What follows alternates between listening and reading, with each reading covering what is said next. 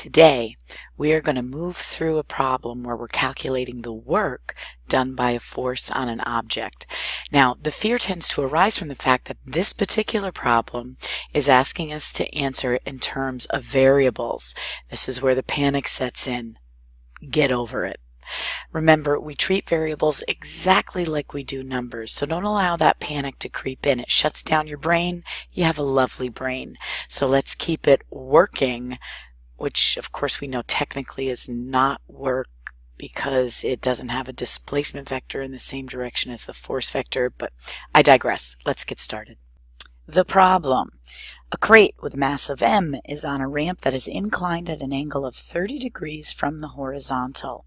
A force with a magnitude of F is directed parallel to the ramp, is used to pull the crate with a constant speed up the ramp a distance of d. You may be saying, okay, Shay, that's not a crate. Listen, here's the deal. I'm crated out.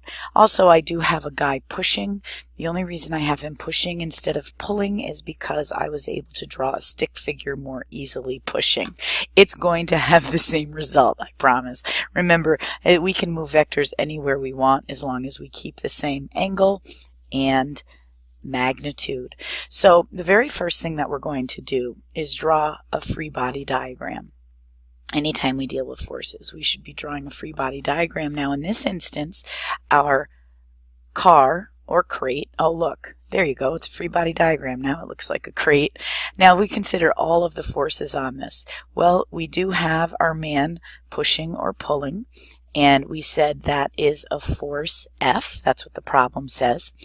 And acting normal to that ramp, or perpendicular, is going to be the normal force. Gravity always acts down towards the center of the earth.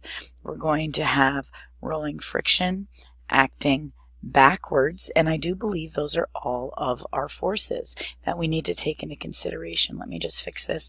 It doesn't really look that downward as I would like it to. Oh my goodness. Now, if we were asked to find the net work, the net work is going to be the sum of all of the work. So just to differentiate, let's just call this force A, the applied force. So if we were to want to find the net work, we're going to have to add the applied force. We're going to have to add the applied work, the work done by the applied force, the work done by the friction force, the work done by the normal force, and the work done by the gravitational force. What we're going to focus on is calculating the work done by the gravitational force. Now, in order to do that, we also need to consider, when we deal with work, what that displacement vector is. And we are displacing this crate, we're displacing it in this direction parallel to the ramp. So the equation for work, the official equation for it is work is equal to force cross product D. The definition of the cross product, though, is that you take the magnitude of work times the magnitude of the displacement cosine theta. Now here's the big question. What is theta? What does that represent? Well, theta represents the angle between the force vector and the displacement vector. So the easiest way to do it that I have found is whatever force you're working with at that particular moment, we are going to just draw those two forces. So I know that my displacement vector goes up in this direction, and if I was to consider that with regards to horizontal, this will be 30 degrees from horizontal, and I know that my force of gravity goes straight down. So this is my force due to gravity. It goes straight down. I need to place these vectors tail to tail, and theta is going to be the angle between these two vectors when placed tail to tail. So this angle here is going to be my theta. Well, gravity, force of gravity makes a 90-degree angle between horizontal. Gravity makes a 90-degree angle between horizontal and gravity. So we're just going to add these two up to find out what theta is, because this is going to be theta is the combination of both of those angles. So these two angles together will be theta.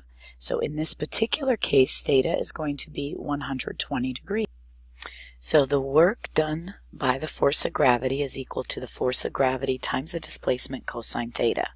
So the force due to gravity we know is m times g.